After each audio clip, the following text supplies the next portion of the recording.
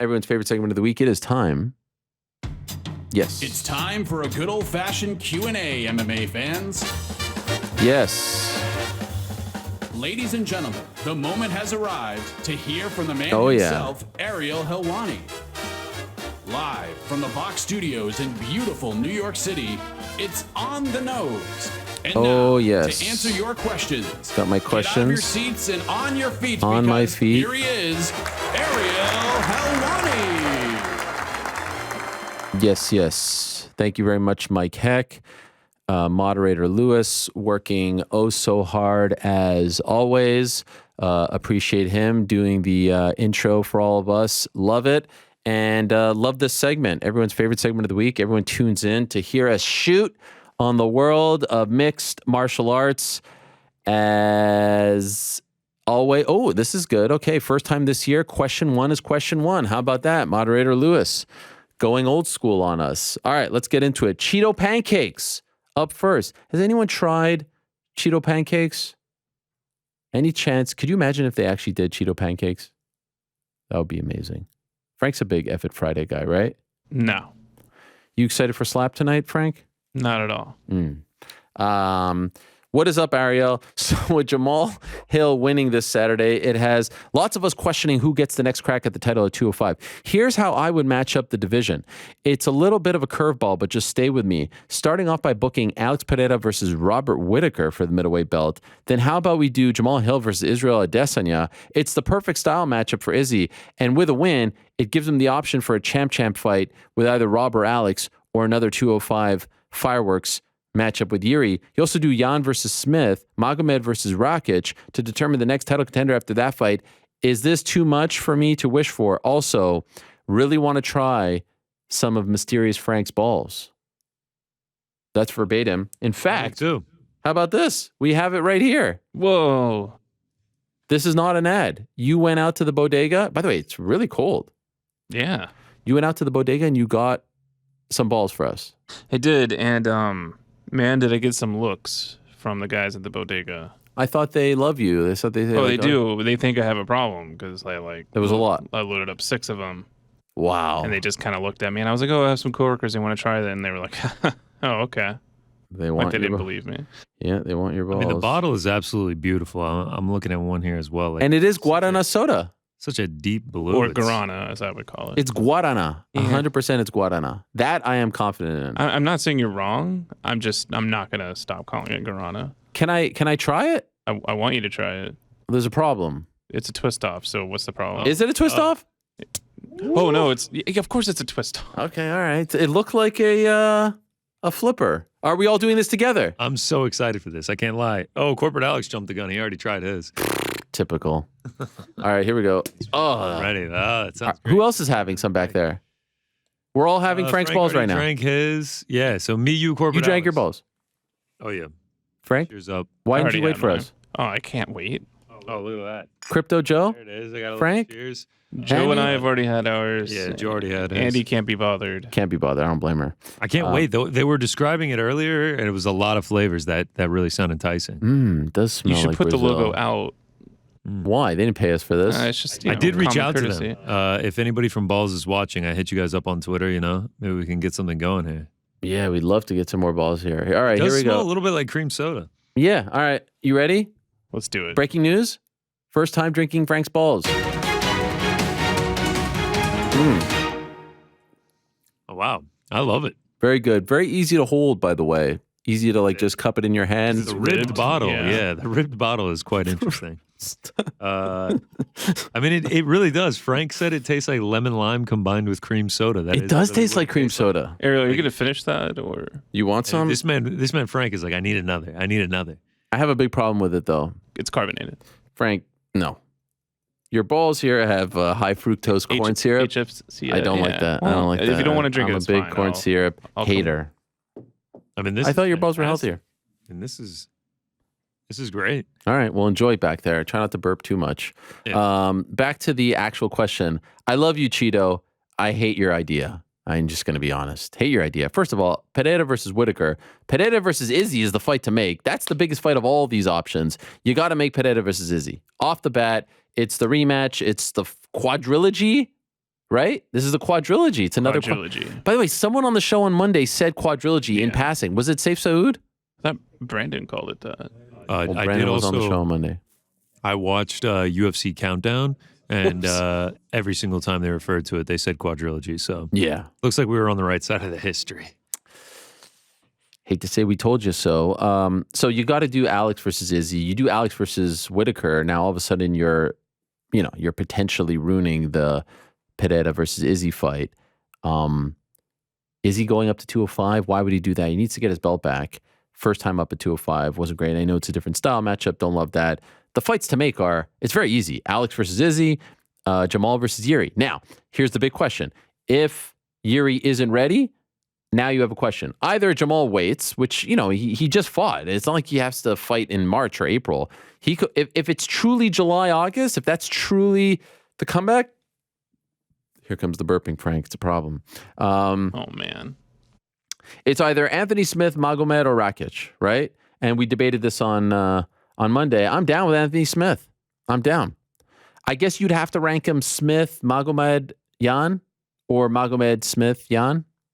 And there's no perfect answer. Smith's coming off a loss. He missed weight on Friday when he was the backup fighter. Magomed got his opportunity, fought to a draw. Jan got his opportunity, there's no right answer. The biggest fight probably of the bunch is Smith versus Jamahal. Oh, by the way, they just trained together. Oh, by the way, they were supposed to fight in March.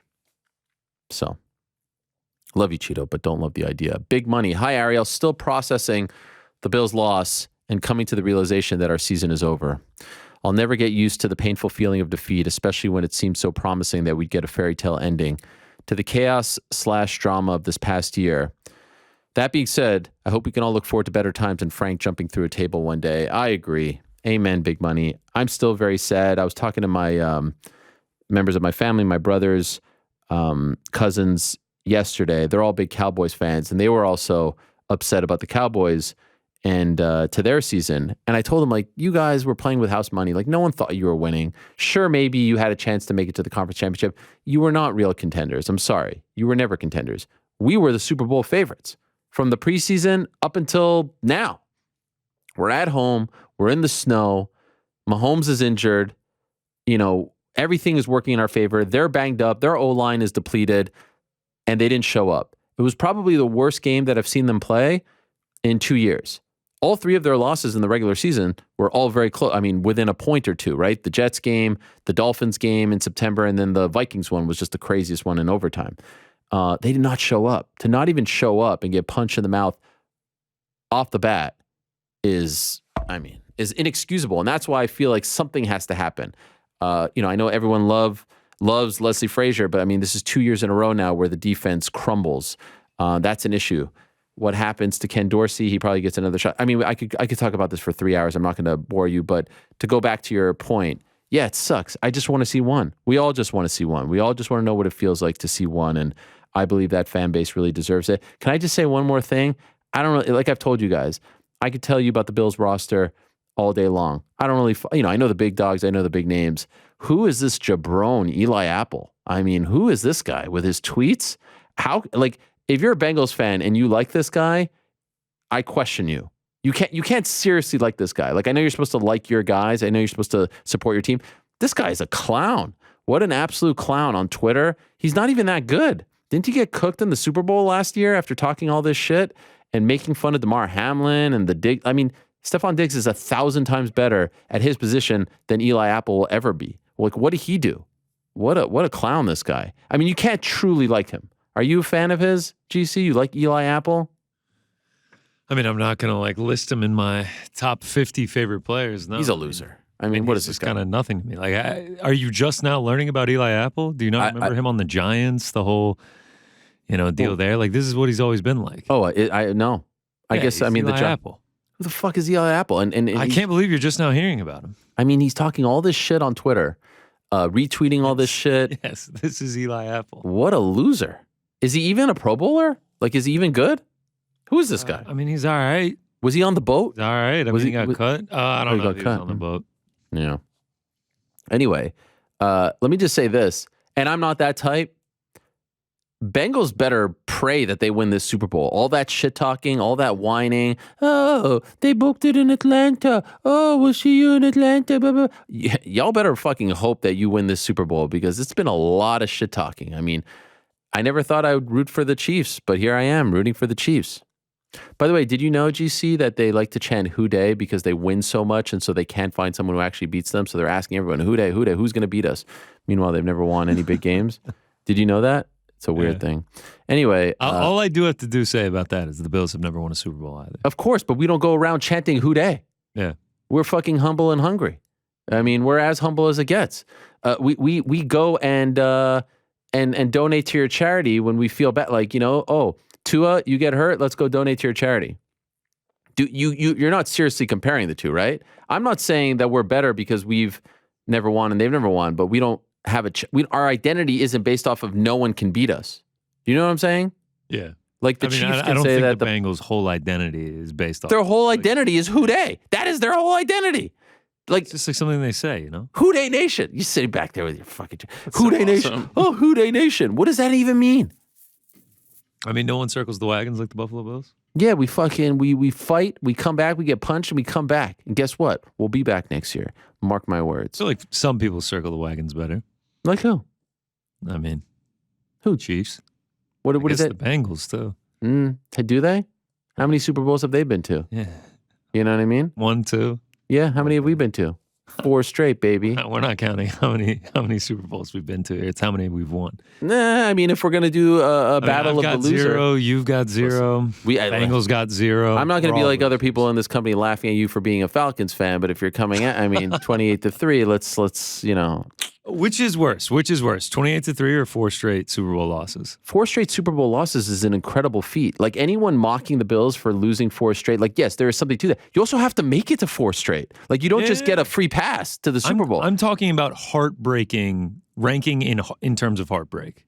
Like, going to 4 straight Super Bowls and not winning a single one is heartbreaking. Is heartbreaking. Being up 28-3 and losing is an epic choke job.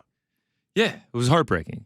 Actually heartbroken. I've never had a feeling like that in my life for like 2 weeks afterward. It was like disbelief. I mean, the closest that I felt to that recently is the 13 seconds where you think you have something and it gets taken away. Yes. This on a much bigger scale and obviously a much bigger, margin, right, in between winning and losing. But I will go to my grave and say, yes, it sucks to lose those 4 straight, but I will also say, they made it to 4 straight. Like, that has never happened. I mean, you were like conscious. Like, you were like 10, 12 years old when that was happening, no? Yes, of course. I cried. You remember it, yeah. Yeah. You know how heartbreaking it was. I know how heartbreaking it was, 100%. But I also know how good those teams were. And I know how hard it is to make it to 4, let alone 3, let alone 2, let alone 1. Right? So I find it funny when people use that as like, okay. And by the way, what does this year's team have anything to do with the 4 straight? Those dudes. I'm really just talking about in terms of heartbreakingness. Yeah. Well, who dey? Who dey? Anyway, we went too far on this. My question to you and the gang is, how do each of you deal with huge disappointment in sports? And is it more difficult when a favorite team, NFL, NBA, MLB, or individual MMA, boxing, comes up short? Thanks and go Bills. Well, I can answer this first. Obviously, I have a different connection to the sports teams than I do the fighters, right? Because the fighters, I'm covering them. I mean, I have connections to them, but it's different. The sports teams, I was actually trying to explain this to my wife because even though I've known her since I was 12 and she has, been friends with me or, we've been together for a lot of these moments, she still doesn't quite understand why I care so much or, over time she's like, this is just so crazy that you care so much. Like, I get it when you were 14. Why do you care so much now? And I tried to explain, and I don't even know if I could do a good job of explaining it. It's a community. It's something you believe in. It's an escape. It's something that, like, you have your day-to-day life, you have your ups, your downs, your worries, your stresses, all that stuff. The sports team is that escape, right? And so you love them and your heart is attached to them in a different way than almost anything else. And it's like this obsession that you have to seeing them prevail and to saying, like, we're number one. We have come out on top. And as the years go by, and they don't come out on top, I believe that desire becomes greater and greater. Now, when I was a kid, when I was in high school, I used to get very emotional when the Knicks or Bills would lose. Bills were, I was younger, right? So it was like 90 to 94. And then like the Bills took the baton. Well, 93 was heartbreaking. 92 was the first time I cried when the Bulls beat them in 7 games in the second round. 93 was tough because we were up 2-0. 94 was tough. It was game 7, NBA finals. And I don't know what it was, but I had this intense passion, and I'd go to school and there was one time, not proud to say this, Knicks, Pacers, 10th grade, they lose to the Pacers. So this is 98. And I was at school the next day, and someone was like, how about them Knicks? And I took the kid's head and I smashed it into the locker. I was like, don't you talk about my Knicks. I mean, I was a crazy kid. That's why, like when the Sean Stricklands of the world. Yes, is that bad? It's not bad. I mean, let it all out, man. Yeah, so when the Sean Strickland's like, oh, you've never been in a fight. Trust me, I've been in some fights over stupid things. Point is, I've always taken it harder. I was talking to my nephew who's a big Cowboys fan, and he was distraught over their loss, and I felt like I was talking to myself 30 years ago. So, we just care. I don't know. But I have a connection with those teams, in particular the Knicks and Bills, because they remind me of my youth, and I've been cheering for them for so long. The fighters are different because they're individuals and we cover them, so it's a little bit different. You know what I mean? Yeah. I could answer for Connor. Go ahead. So on Saturday when we were here for the watch party, I took a little break before the main card to go to the kitchenette.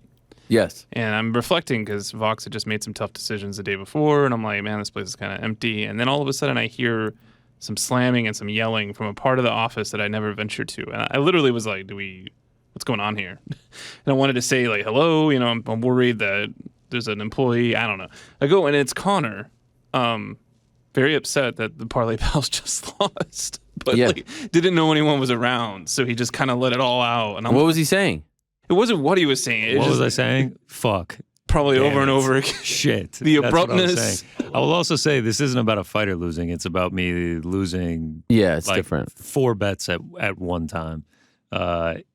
This is easy. It's team sport. It's everything you just said. It's like the community around it. Like, you've been there since day one with them. Like, it's no doubt team sports.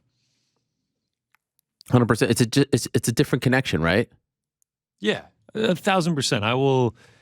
No fighter. My fandom for a fighter could never even compare to my fandom for Georgia football. Right. Never. I mean, it's like it's your youth, it's your parents, it's your friend. It's just a different connection. It's just a totally different connection. I just want one. Just give me one. Yeah, I was about to say. Hello, I feel like hi everybody. I was about to say I feel like this is because your franchises have been so tortured. I feel like if you were able to get over the hump, it might mellow that out a little bit. Maybe no smashing heads into lockers and things like that. Was that a weird thing to admit? Yeah, probably. I mean, we're all letting it out here. I mean, Once you get one, I'm not like gonna 14. lie. It feels like the fandom decreases a little bit. It's not even that. It's just that it's like house money. Like, no, I think it is that. Like, I care so much less now that Georgia went back to back. Like, I'm not looking at recruiting pages anymore. Like, I'm just got to trust them. They'll do what they do. They've paid their debts to me. I couldn't agree more. If when the Cavs won, you can't say that it still means as much. You got it. Oh, it means just as much, in my opinion. But come on, you got it. It means you just think the as year much. after it did? 100%. I wanted to win that second title the year after too, but when you lose, it doesn't hurt as bad. That's all. It's not that it doesn't mean as much to want to win. It just doesn't hurt as bad. That title, I can coast on that forever now. Like, I'm good. Forever. I'm good. Forever. We did the back-to-back for Georgia football. I'm done. I think if you can get out of the doghouse, you'll be good. You just need one. You just need one. I just want one. Why am I having trouble with this? What's going on? Show me your left hand. You're all right. You still recovering from Frank's balls, or I don't know. What's going on? I mean, we've touched a lot of nerves here right off the top when we're talking about my teams. I'm sad, this and that, lockers, all kinds of stuff. Big Knicks win over the Cavs last night, though. Listen, I didn't want to bring it up. I'm not that kind of guy. See, I'm not that kind. I don't rub it in. All the people that were talking shit to me about the Dolphins in week 3, you know what I did? I texted all of them, said respect. See you next year. You guys are great. I'm not that guy. I'm not a Schadenfreude kind of guy. What is the word? I'll do it for you. It was a nice win in the Garden. I'm just not that. Big game from Julius Randle. I loved it. Class. Sonny Chung. Yo, Ariel, with the announcement of Jon Jones returning, can we get a promo? See, now I'm on. What's going on? Can we get a promo for newer fans as to his claim for GOAT status? In my opinion, he should be number one on the pound for pound list, and newer fans may not even understand why. Maybe New York Rick can tag in for this too. Thanks for all that you do. To be honest, I feel like New York Rick is the one who should deliver this message. He shouldn't be. By the way, I don't think Sonny is saying that Jon Jones should be number one right now. I think he's saying all time, right? Is that what he's saying? I think are we talking GOAT or pound for pound? Because that's the thing. He said GOAT, right? And then he said pound for pound. He can't be pound for pound number one right now. You agree with that, right? He cannot. We haven't seen it. We need to see him fight for that. My rule, by the way, with the rankings, any rankings, pound for pound or not, you have to have fought for, like, if you didn't fight for a year or have a fight booked within that year, you're out of the rankings. For example, as of like a day or so ago, 2 days or so ago, Francis Ngannou is out of the rankings because he didn't fight within a year, right? His last fight was like the 23rd of last year or something, 24th, something like that. And he didn't have a fight booked. If Francis Ngannou had a fight booked in December to come back in March or even in January, he's still in my rankings. That's my fictitious, rule that I made up in my mind. So for Jon Jones, his last fight was February of 2020. He's ineligible. Now, when he comes back, even though he has a fight booked because it's been that long, he comes back like the moment he fights, March 4th, he wins that fight, he's back in there, baby. Especially if he wins. I have always said this. I wonder if New York Rick agrees with me. I have two lists. The lists are as such. There's the pound for pound list with no restrictions, and then there's the pound for pound list that excludes those that have had a PD, infraction or 2 or 3, right? So if that list doesn't, like, if we're not doing that, if there are no restrictions, there's no asterisks, whatever, he's number one. I don't know how anyone could argue that. The resume is unmatched. The winning streak is unmatched. The quality of opponents is unmatched, right? Especially early on. The Murderers Row, the legends that he beat, who are still all very much in their prime, unmatched. If we're going with, all right, anyone who has tested positive or failed, whatever, not included, then he obviously can't be in because he had a couple of infractions there. Do you agree with that? I do not have two lists, but I do not begrudge anybody who would. It just comes from the foundation that I assume everybody is always cheating in all sports, and do not give anybody grief for cheating, nor assume anybody is innocent. I assume everybody is guilty. And so therefore I have one list, and Jon Jones is at the very top of that list because of all the reasons you mentioned. Yeah. I mean, I don't, and look, it's a big freaking deal. Not only is it a big deal that he's coming back, if he was coming back to fight any light heavyweight, it would be a big deal. He's coming back to fight at heavyweight, which is something that we have been saying for a long time that we wanted to see him do, right? We felt like he accomplished everything that he could accomplish at 205. It felt like he was lacking motivation, felt like he was maybe fighting down a little bit to the competition, felt like he wasn't putting out the best version of himself. And by the way, that could just be, father time, right? You get older, you slow down. But I think we all wanted to see him just once at least test himself. GSP did it. That was cool. Anderson did it. That was cool. We've seen DJ fight. Most, at 35, most of the best have at least tested the waters. I know there's some exceptions to those rules, like, the Khabibs of the world never went up, but he obviously didn't have the longevity. He had the winning streak. He had the incredible record, but not the longevity. At this point, I think we had all seen the 205 story. We wanted to see a new story, and that's what makes this so exciting. He's fighting a young, hungry, incredibly talented fighter, someone who is very much in his prime. So let's see. This is a big deal and a big shot in the arm, I think, to the UFC, especially if he finds success, right? If he wins that belt and goes on another run amazingly, it's going to be tough at heavyweight. This is not going to be easy. I mean, that's a gigantic story. Ryan follows up with, hello, Ariel, longtime follower, first time with a question to ask. I'm curious where you think Jon Jones lands on the pound-for-pound list if he wins his heavyweight debut. As a kicker, how will the result of the Islam Volkanovski fight affect Jon Jones's pound-for-pound ranking? Thanks, to keep up the great work. Yeah, I mean, if Volk wins, I have him number one now. If he wins, it's like a no-brainer. If Islam wins, yeah, there's a strong case to be made. Right now I have it Volk, Leon, Islam, because I think Leon has obviously fought some tougher guys as of late, and then you beat Kamaru, who was number one. That should put you in prime position. It's all very debatable. If Islam wins, you can make an even stronger case for him being 2 or 1. And if Jon wins, yeah, I think you're correct. If Jon wins, where do you put him? You put him back at 1? No, I don't think you put him at 1, but I think you rank him. I think you should you slide him in there. I think the thing with pound for pound is there needs to be some combination of resume and who you think will win in a fight. If, like, again, we've talked about this before. It's like an MVP debate, right? Everybody has their own criteria. Is it the best resume? Is it the quote unquote best fighter award? Is it who, if all things were equal, if size were no factor, who would win, which is the original kind of conception of pound for pound, right? If weight was equal, who would be the most skilled and who would win? I think ultimately most people arrive at some kind of combination of those things.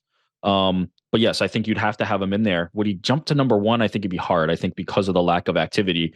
But I will say, I think this is all high risk, high reward for Jon Jones in terms of legacy.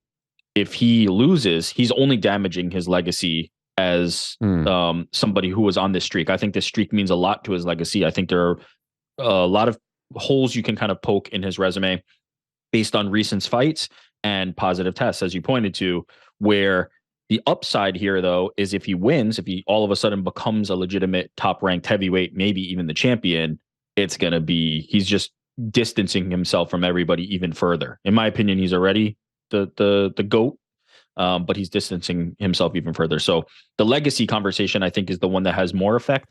Will he get ranked pound for pound? I don't think there's a doubt, but I don't know if he'll be number 1. I think most people will need to see more. Yeah, maybe a win over Stipe afterwards. But hard to argue with top 5. You know, I would like to see it. So let's see what happens. March 4th. Dominic. Hello, Ariel. I really want to hear your thoughts on Monday Night Raw's 30-year celebration episode. I thought it was awesome from start to finish. When Undertaker came out, the inner child in me came out too. I was so excited. Can't wait to hear your thoughts. Yes, Undertaker came out to the American Badass, or as the American Badass, I should say, with the American Badass song. Is that song called American Badass? I am American. Yeah, I guess it is. That was cool. Even cooler was the little interaction between him and Bray Wyatt, where he whispered something, kind of felt like the passing of the torch, so to speak. It was good. You know, my main issue with Raw is I just find it too long. 3 hours is just too long. 3 hours every week is too long, in my opinion. I wish they would go back to 2 hours. Number 1.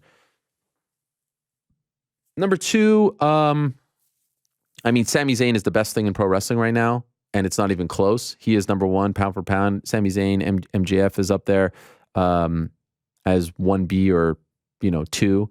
But the stuff with Sami Zayn, and can't wait to see how it plays out with the Rumble, and then leading into Montreal, Elimination Chamber, and then, of course, WrestleMania. So the trial of Sami Zayn was great. He is just such an incredible performer. It's really amazing to watch him do his thing, and everyone with the blood. Paul Heyman, incredible. Roman, incredible. Usos, incredible. Solo was great. So that was all great. Cool seeing some of the legends.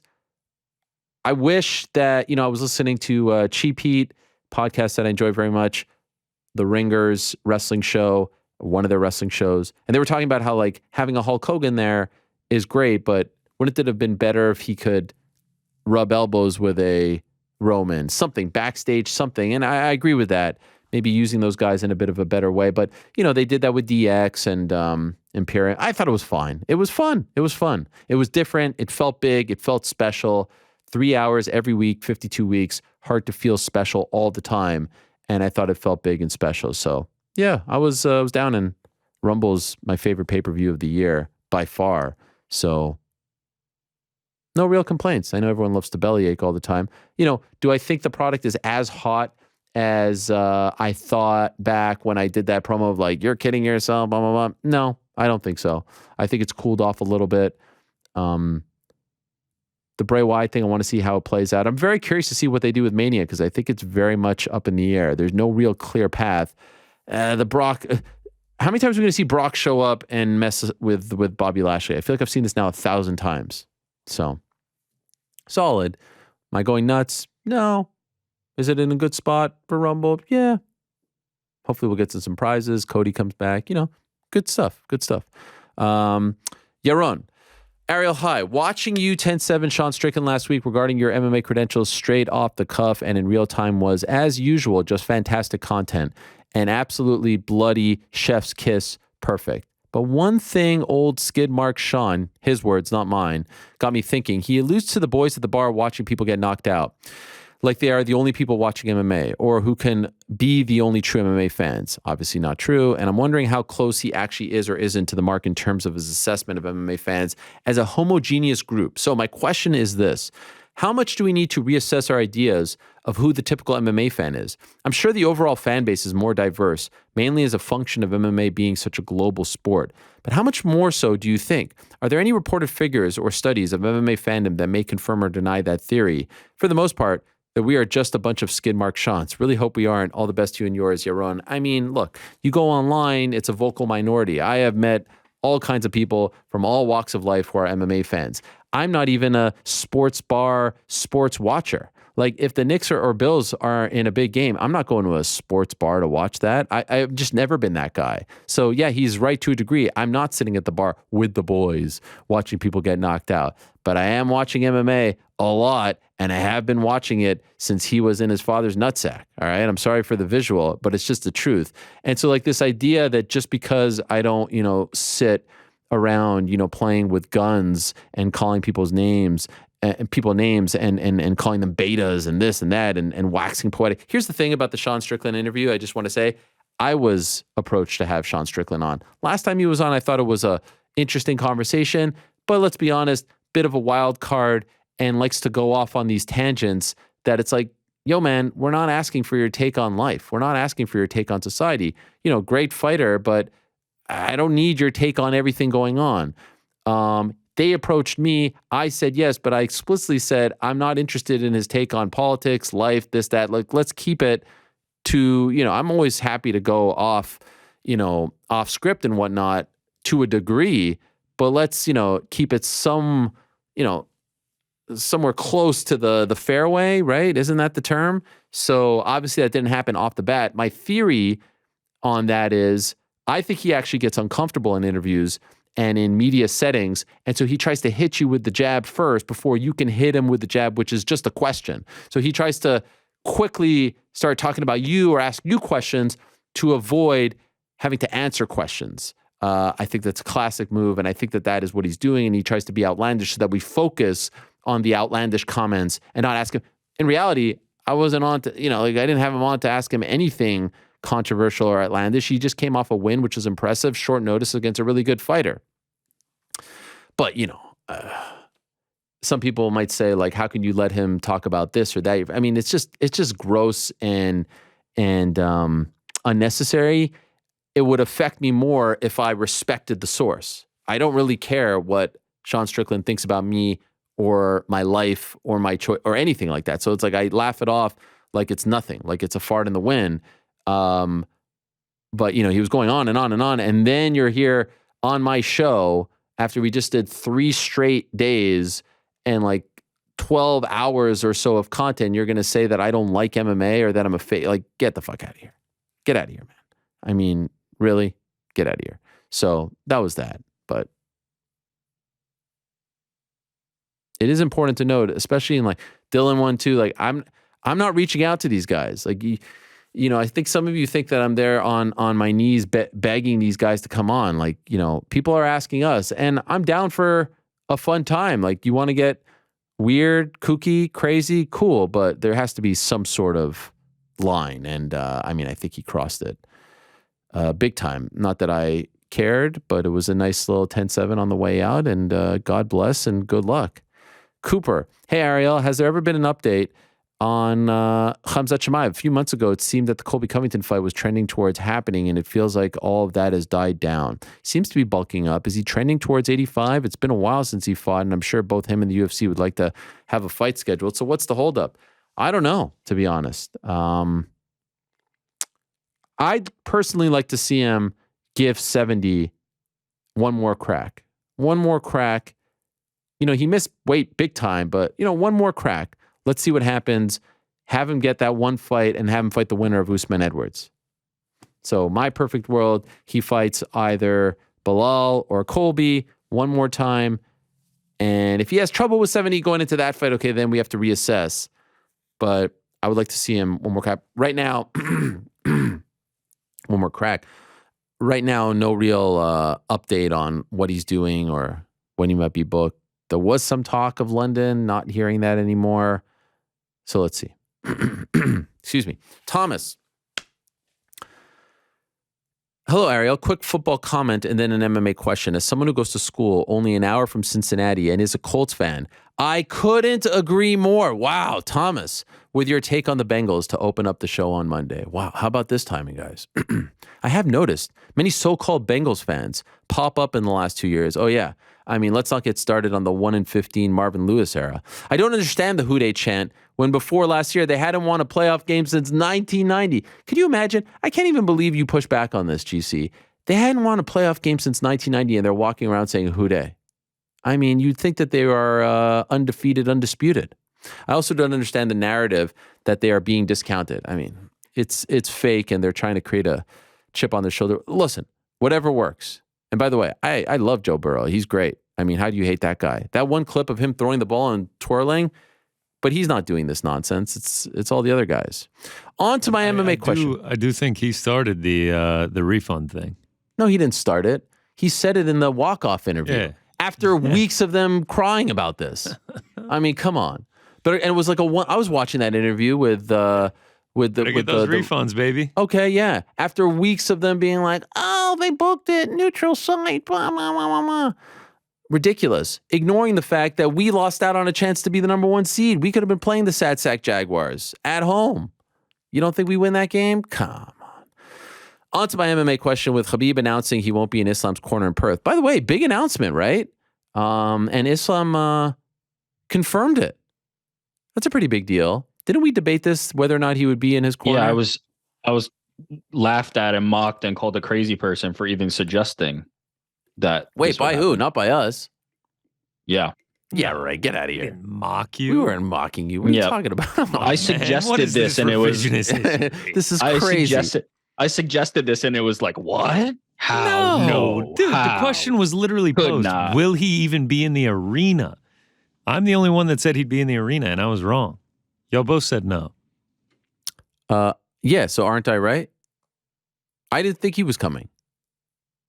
Didn't I say that? Yeah, after I convinced you. I thought he'd be there. Honestly. Yeah, after I convinced both of you. Then you switched your tune. No, I never switched mine. I thought he would be there, honestly. No, I'm talking about Helwani. Helwani switched his tune. This is crazy. Smartly. No, you stayed in. Khabib's a man of his word. He's a man of his word, all right? Anyway. I did say that, you're right. He's not going to be in the corner. How big of an impact do you think this will have on the fight as well as the fight line? Has the line moved since that was revealed? Nah. Who is the favorite, by the way? Islam, big time. Big? Big, like How minus big? 350. Thank you for everything you do. For like plus 280. Wow. You are an inspiration, Viva Helwani. I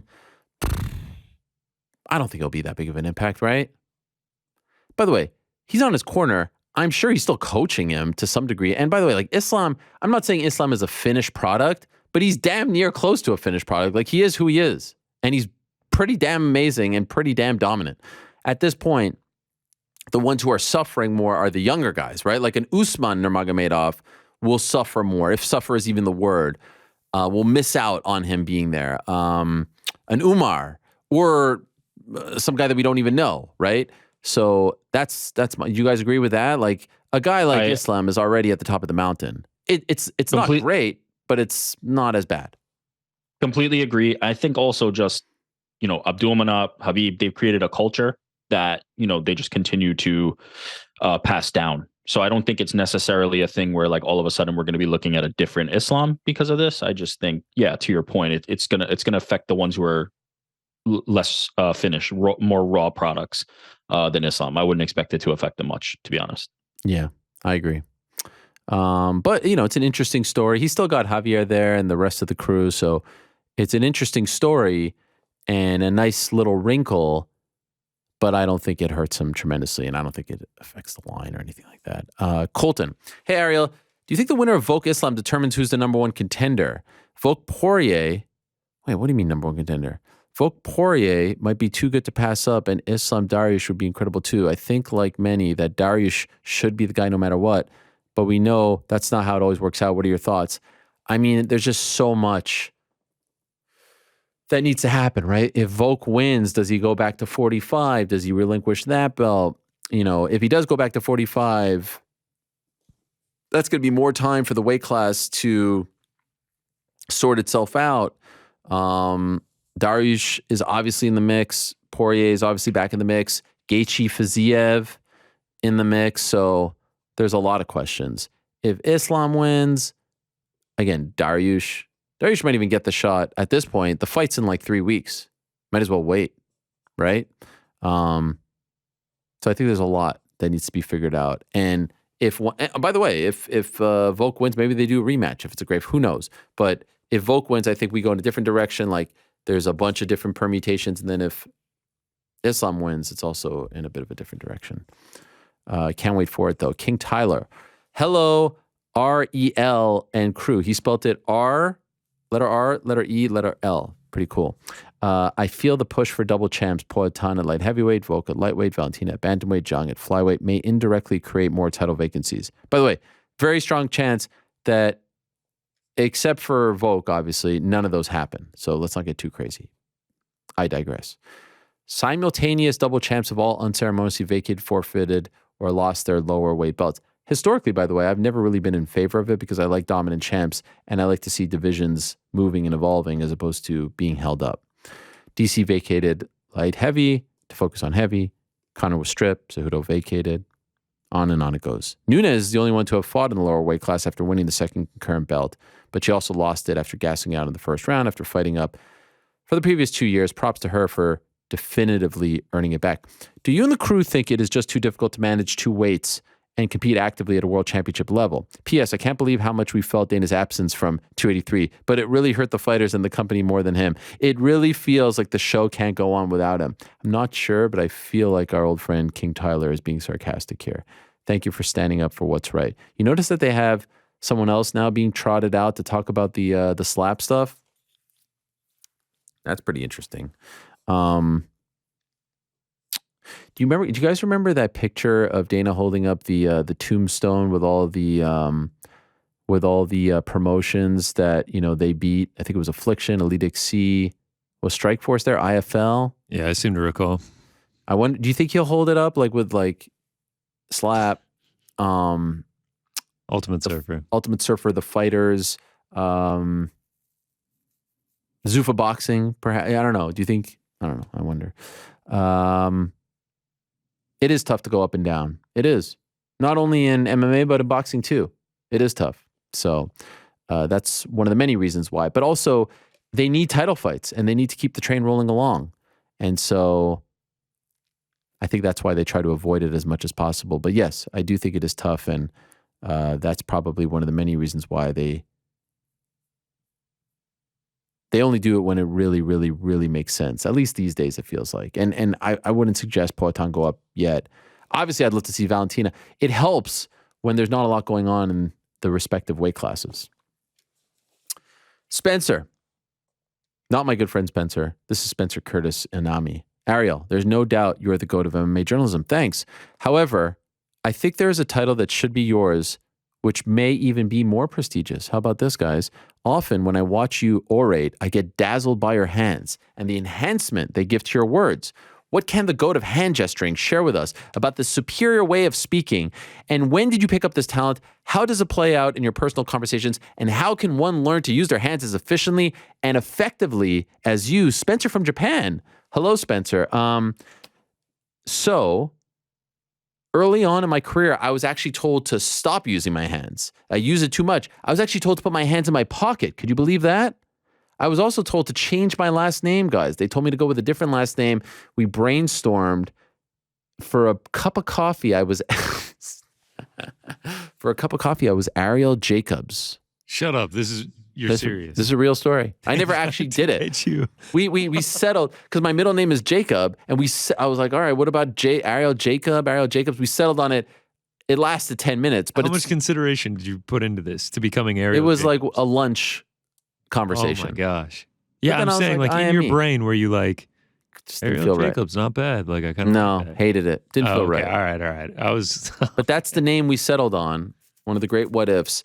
I've used my hands a lot, always have, personal life, professional. kid, adult.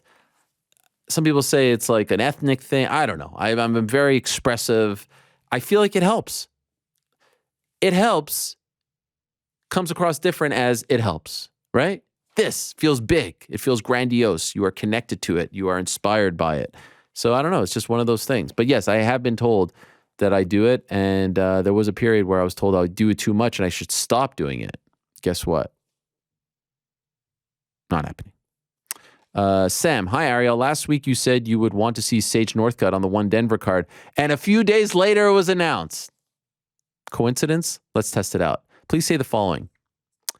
I, Ariel Helwani, want to see Rodtang versus Superlek for the belt. They are arguably the two best Muay Thai fighters on the planet right now. Cheers to you and the crew. Here's the thing, Sam, that you need to know. Very few things said on this show are a coincidence when they come to fruition, right? Maybe we hear things. Maybe it's with some knowledge. Maybe it's an educated guess. But it's very, very rarely a coincidence. You catch my drift? I did this recently with something else. What did I do? I want to see something, and then it came to fruition. I don't remember. But yes, good to see Sage back. We're going to have him on the show today. No soup for you. Hi, lads. You say ask anything, so here's one. As always, I keep it 100. Hope moderator Lewis doesn't skip this one because it's not a softball. Ooh, baby. What do you make of DC promoting the Slap League? How is he not embarrassed? Oh, this is a good one. So there was a video of DC. I think it came out last Wednesday when they were going really hard with all the famous people trying to, promote it, if you want to call it that. What I had heard was, Dana was reaching out to a lot of people to get the word out, famous friends and whatnot. And I saw DC getting a lot of shit for it. And guess what? I even gave him shit for it. Here's the thing. As you could tell, he was already in Brazil when that video came out. And clearly in the video, he's not in Brazil. So he was at the taping. The stuff that you're seeing now was taped several months ago. He was there. I think it was around the fight week when they did it. So he was there and he watched it and they filmed him. He didn't know that this would come out after a Dana White incident. Like I saw some people saying, how dare you, this and that. Like this was taped months ago. So I do think it is important to say that and to say that on his behalf. It was way before any of the Dana stuff came out. Is DC a company guy? Yeah, of course. He's always been a company guy, and that's why the company loves him. But, they talked about the Dana thing on his show and all that stuff. He was there. They asked him for 20 seconds. I didn't really think that much of it, if I'm being honest. It's the ones who were doing it after the fact that are worse. But if you look at the clip, he clearly states, I think he says, I just watched it or something like that. So it's well before. Now, does that completely defend them? No, it's not, it's not great theater. It's not sport. It's bottom of the, of the barrel stuff. It's really low rent. I mean, I can't say enough about how bad it is. He's there. He works for the UFC. Hey, DC gives a couple words. Most people, I think, in his position would do that. So now if it was after the fact, if this is being taped after the incident, way worse, but it wasn't. So important to note that.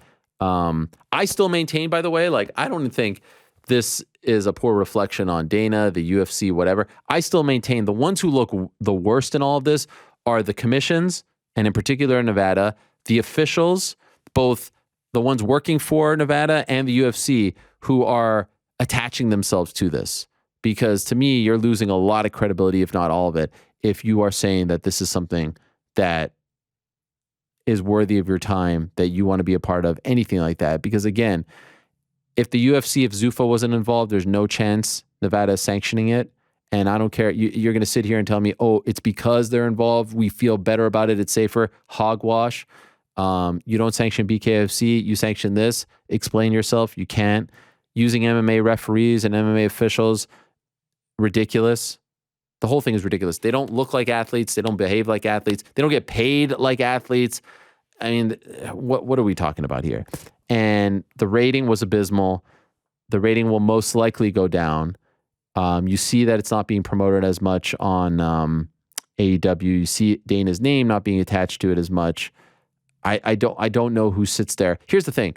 Slap is something you go, you open your phone, you see it for 10 seconds, you swipe, you go to the next thing. It's not a show. It's not a league. It comes across as a bunch of older, out-of-touch guys saw this on an Instagram reel or TikTok and were like, oh, let's make this into the thing. And they're using the same playbook that they used 15 years ago with The Ultimate Fighter, and they're trying to do it all over again. It ain't going to work. There's no appetite for it. It should have just been an online thing, to be honest, and leave it at that.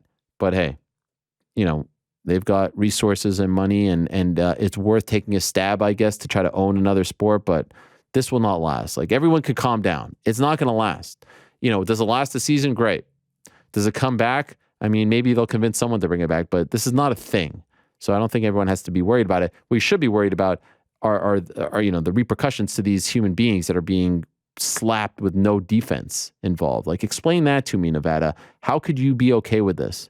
There's no defense involved. The whole point of this whole fight game is to hit and not get hit. That's the whole point. You're standing there. And save we're catching them, stop it. It's a human car crash. That's what we're watching. Low rent. And yeah, I agree with Luke Rockhold. It being associated with the UFC in any way, the cream of the crop, the number one MMA promotion on the planet, on the social feeds, on the broad, like all that is indefensible. Lloyd, good day, Ariel. What do you make of Eric Spicely's claim? Oh, how about this? He was, by the way, I don't read the questions before, so I apologize if sometimes I'm overlapping. He was offered the chance to take part in the power slap, and him claiming the pay was $2K and $2K. How about that? $2K and $2K to get slapped. I mean, $2K for that? I don't even know how you win the damn thing. The power slap thing is such a bin fire, and it's really only quote unquote good now for 10 to 15 second clips of people giving each other brain damage. Big love from sleepy Suffolk, England. Lloyd. Suffolk. I think Real Sports did a story on slap, and I think that was fascinating. I think it was Real Sports that did it. Because, like, who are these people, right? Why would you sign up for this? And why is it so popular in Eastern Europe? And so that to me is interesting. Like, a news story on this, an investigation on this, interesting. But to try to make this into a league or anything like that is ridiculous. And 2K is even crazier. Quick fire ones. Jack Attack. Ariel, hope you're well. Any update on Eddie Alvarez? Yes, I think we'll get one soon. He's out there. He's talking some potential deals. I think we'll get one in the next month or two. Stay tuned. Raiden, hello and good day, Ariel. What are your thoughts on Julianna Pena and her logic on a trilogy fight with Amanda? Don't hate it. Same way I never hated the idea of Matt Serra fighting GSP for a third time. Don't hate it. They probably go with Aldana, someone fresh, get a win. You're right back in there. There aren't a lot of options at 35. Patrick, favorite segment of the week. 2 quick questions. Ariel, who can we expect as the next guest for Ariel Meets for BT Sport? Oh, baby. 2 big ones scheduled for this week in San Antonio. Stay tuned. 2 gigantic ones. One even mentioned earlier today on the program. Stay tuned. Actually, both. GC, how about some picks for the NFC/AFC championship game? Hit us. Let's go Chiefs, and we'll go with Niners upsetting the Eagles. Thank you. I would like to think the Chiefs pick was a show of solidarity. Yep. Mm-hmm. It all really depends on Patrick Mahomes. Niners, huh? Wow. That is a bold one. Brock Purdy. I'm going to go with the Eagles Chiefs. Now, that's with my heart. I think there's a very good chance the Bengals beat the Chiefs. I feel Eagles are a shoe-in. Shoe-in, really? Yeah, I mean, Niners could hardly beat the Cowboys. Talk about a sad sack franchise. Did you, by the way, see that tweet? That's pretty good. Did we? Oh, I sent it to you guys. The tweet, the Cowboys Twitter account completely crapping all over Dak Prescott. What was up with that? Yeah. It was like I guess it was like an article that a writer wrote. Yeah, I know, but geez, Louise, like they highlighted this really mean sentence about him. Never seen that happen. Jake, big fan. Quick hitter for Mysterious Frank. Can we please get the video included with the audio on Spotify? Keep up the great work. What do you say, Frank? I mean, not really my call, but if that's what we want to do, sure. I mean, this young man seems to think it is your call. Unfortunately, it's not. The deliverable I produce is audio only. All right. Not a bad idea, though. I don't hate it. We used to have it on iTunes before it was Apple Podcast. We used to have the video with the beat, MAR. Andrew from Alaska. Hi, Ariel. During the post-pay-per-view press conference, the reported attendance was only 13,000, while the venue has a capacity of 18,000. There was no mention of their sellout streak. Is the sellout streak over for the UFC? I thought it was over the summer when we heard that there were empty seats in San Diego, but I don't know. I don't watch it that closely. I never really thought. To me, it was sort of like the 93,000 at the Pontiac Silverdome. Like it's a little bit of kayfabe involved there, you know? But yeah, disappointing crowd in Brazil. Was expecting a little more oomph.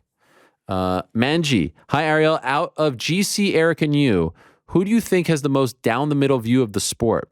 In my opinion, it's New York Rick. I feel like his opinions are void from what he feels about a certain fighter or a situation. Not saying you and GC are not, but if we're talking about most down the middle, quote unquote, I would give it to New York Rick. Love the three of you bickering over parlays like old men. Keep up the great work. Can I say something, by the way? Is New York Rick there? Naturally. There's something going on here. I don't know if you probably do notice this because I think early on, like there was a bit of a chip. There's a massive babyface turn happening right now involving you. Have you noticed this? I have not. Oh yeah, I still get the same hate all the time. There's been a so you're breaking news to me. I've seen a lot of people be like, essentially what Manji is saying here. The takes are on point. They're down the middle. They're void of any emotion or bias or anything like that.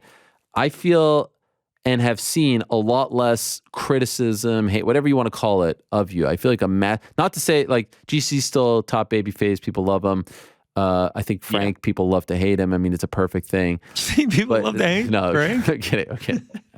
People love Frank. They love Frank People as love well. Frank the most of anyone, man. Yeah. But I feel like I have not noticed, I will really? say. All right. I mean, I appreciate this person's comment. I agree with them, obviously. My level-headed take on their level-headed take about my level-headed takes is that they're correct. But I get just as many trolls telling me I'm the worst piece of human garbage that's ever lived. So really, I see it all. Wow, yeah, happens all the time. I've got very specific trolls. They really love to put me in my place. It's sweet actually that they think about me so much. I like it. No. See, don't even lean into this because it's a real thing happening here. And for the record, I mean, here's Manji backing it up. I think so too. Thank you, Manji. Especially the no emotion thing. Yeah. Oh, it's fair. My favorite is when like we get a big guest, like a real big exclusive, and we say like, let's go to New York Rick first take, and he shits all over him. I mean, that's perfect. We have to address this because you've been pushing this narrative. It's twice. Manji, this one's for you. Manji, this one's for you. To say Francis Ngannou has one title defense is an objective fact. I mean, that's not shitting on anybody. You were making the case that he had the momentum of Conor McGregor, who was a double champion. Unfortunately, that is not the case. That is not true. He does not have the momentum. He is not a long tenured champion. He has one title defense. Is he the best heavyweight on the planet? In my opinion, I think he is. Does he have the world at his fingertips right now? In my opinion, he does. But we are not going to pretend that he is in the same position that Conor McGregor was in. Now, I mean, moving to the next one. But fair, all right. Luke Rockhold. Oh yeah, it was Rockhold. Many years of losses and many years of saying that he was moments away from winning those fights and not taking accountability for them. I think Luke Rockhold has a lot of interesting fights left in his career. I think there's a lot of opportunities out there that are outside the UFC for him, but there needs to be an accountability for like just understanding where he is in his career. I will say that you're not shitting on anybody. Your Francis take propelled a heel turn of one Troy Farkas. Yes, I mean, that was legendary stuff by Troy. Well, Troy Farkas, super producer Troy, goes out to say Francis Ngannou is not that good, which was not anything I had ever said. He got hate for that. Say. Mad hate. Like I was scrolling through the replies. I was like, wow, this is pretty ruthless. Hey guys, by the way, Frank, some breaking news. Hit us. I see here Alex Pereira writing to Jamahal Hill. I heard Prochaska's injured. What about knocking me out? Someone just sent me that in his comments. I'm in. And I'll just say this. A member of his team just sent me a text saying, hey, can you ask Jamahal if he would fight Pereira? Let's go. Something's going on. You'd rather see Pereira? You'd rather see Pereira versus Jamahal Hill than Pereira Izzy 2 or 4? I wouldn't, but there's something that's making me think. I mean, just yesterday we had an article from the Brazilian Beast at MMA Fighting where Alex was essentially saying it's going to be Izzy or it's going to be Robert Whittaker. But something seems to be pulling him in the direction of light heavyweight, so I ain't mad at it. I'd be all in. There's a great story. Probably not. There is a great story. You know, him avenging Glover's loss, right? Yeah, and being a double champion after 5 UFC fights. Legendary. I'm doubtful the UFC gets on board with this, though. That's the problem. Yeah. Me too. I just don't feel. I don't feel like you pull the champion who just captured the belt, no title defenses, and go put him up against the champion who just captured the belt with no title defenses. It just doesn't feel like the right time. There was a period where it was like, champions were moving up and down all over. You want the a gap. double champ? Yeah. You want a double champ? It was. And now, and I think they cards. tried to be like, all right, enough of this crap. Let's hold everyone's horses here. All right, so let's see. Just a couple more left, and then we'll be joined by the great Oscar De La Hoya. Christian, hey, Ariel, does it ever truly bother you when fighters, managers, or promoters complain about MMA journalism? Just seeing tweets from people like Ali and Josh Thompson. Wow, what a duo. And it cracks me up that you somehow find a way to ruffle everyone's feathers by simply interviewing fighters and covering important issues. Why? Josh Thompson talking shit? He's talking shit lately? Anyone see that? Did he ever not? I don't know. I haven't seen anything specific. I have not, but I think I muted him a long time ago, so it's kind of like into the void. Anyway, I'm sure athletes from other sports have their issues with journalists who cover them, but I can't help but feel that MMA is filled with very sensitive individuals. You don't say. Thanks for always putting out the best MMA show out there. Tough people, sensitive people. I saw Ali's tweet about, I wish that fighters would go on shows hosted by fellow fighters and whatnot. I saw people saying that was a shot at me. Maybe in his mind it was a shot at me. It's not like I'm out there saying no one can talk to anyone else. I mean, that would be kind of silly. I would like to talk to people. If they don't want to talk, all good. I don't want them to just talk to us. They can talk to whomever they want. So there's a different connection when you're talking to a fellow athlete, a fellow fighter, than you're talking to me. I would also argue that maybe I know how to do an interview a little bit different than, like, there's different avenues, different lanes, different strokes, different folks. So I don't care. They can, by the way, they can in turn say, oh, you tell us, how to run our career or how to manage. Like, I'm sitting here talking about promoting fights. I'm not a quote unquote promoter. Whatever. It's all good. I don't get riled up over these things. Truly. I think by now we've proven that we could do a show with guests and without guests. So it's, that's just this particular show. But, it don't bother me. They may think it does, but it don't. It only bothers me when they lie, as we've already established. Connor. Hi, Ariel. Connor from Canada. As someone with aspirations to move to another country, who also faces some anxiety when it comes to meeting / talking to new people, what was it like moving to a new country when you first started out working? Could you tell us some of the struggles you had moving to a new country for work and also advice you may have? Well, Connor, when I first moved to America, it wasn't to work. It was to go to school. And I was always a nervous kid. I was always an anxious kid. But when I moved to Syracuse, to go to Syracuse University in 2001, so I was 19, just turned 19 in July, moved in September, August. So it was like really fresh 19-year-old. My anxiety and my like it all amplified times 100. I had never felt anything like that before. I've told the story of waiting till 2 a.m., 3 a.m. just to go brush my teeth in the freshman dorm. I went to the same place just because it was the closest and the easiest to get to eat dinner for 7 straight days. The first week that I was there, I went to Sbarro. I remember eating in the cafeteria. I would eat like super fast. I'd have a slice of pizza or two. I remember watching on TV that Aaliyah had died in a plane crash. I'll always remember that. I used to eat Blue Diamond almonds for dinner because I didn't want to go down to the cafeteria to get food, or I would get the food and run upstairs. It just, for some reason, I was very socially anxious. I was very nervous. I put a lot of pressure on myself. I was very homesick. I missed my friends. I missed my family. And so it exasperated a lot of my anxiety, and it's really like the toughest 3 years of my life so far. I felt depressed. I felt alone. I felt anxious, all these things. And I felt relieved when it was over. And I'm thankful for the experience, but I felt relieved. So what I would say is, like, sometimes these things happen and sometimes you have to battle through it. And it's okay to be alone, and it's okay to, not want to interact with people. Like, you don't necessarily have to fight that. you can embrace it and find things that make you happy that you could do on your own. I would, watch TV, obviously watch sports.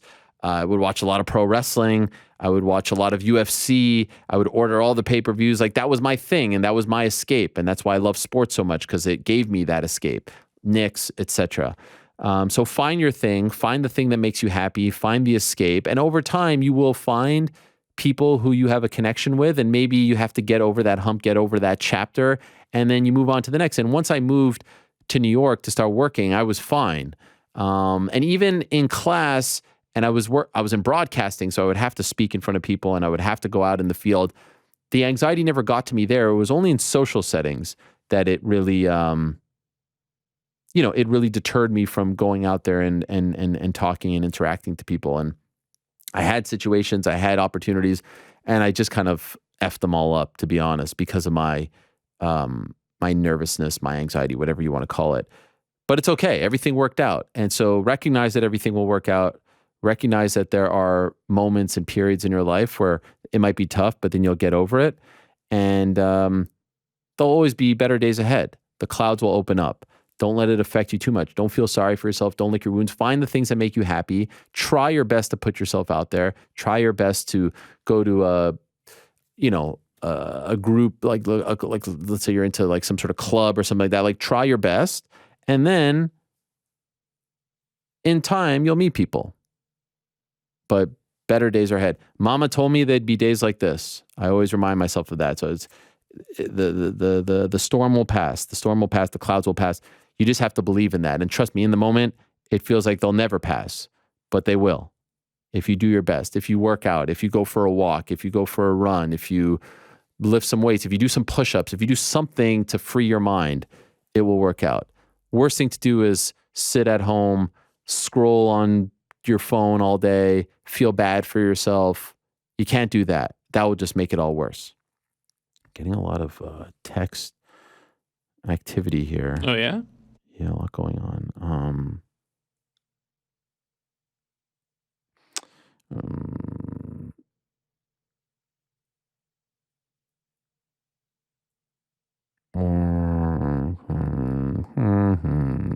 All right. Do we have time for one more here? Or is there, I guess? Okay. They gave you no. All right. Jamahal 2020, with all this talk about Brazilian acai versus foreign acai, are there other foods you have had in your travels where the national dish is way better and different than the dish found in America? That's a good one.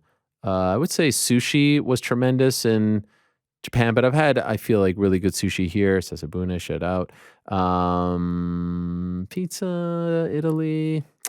Acai is the one at the top of the list. Do you guys have any others? Scones from England. Oh, interesting. Really much different? Yeah. Melt in your mouth. I had good meat pies when I was in Australia. That's fun. Yeah. Nothing else really comes to mind. Yeah. Acai, number one. Ben, hello, Ariel. My question comes after Sean Strickland had the audacity to question your love of MMA. If you were not a journalist who covers the sport, do you think you would consume as much of the product as you do in 2023? We know how you feel about the Apex, and I was wondering if you would still tune in for the early prelims of Rodriguez versus Lemos, or Marine Rodriguez versus Lemos card. That is a fair question because there's just so much.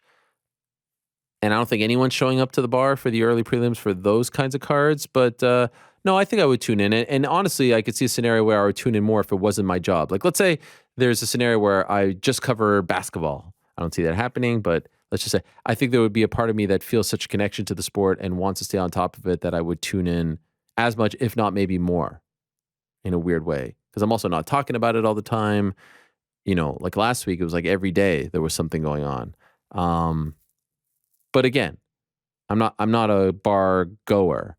I'm not a sports bar watcher per se.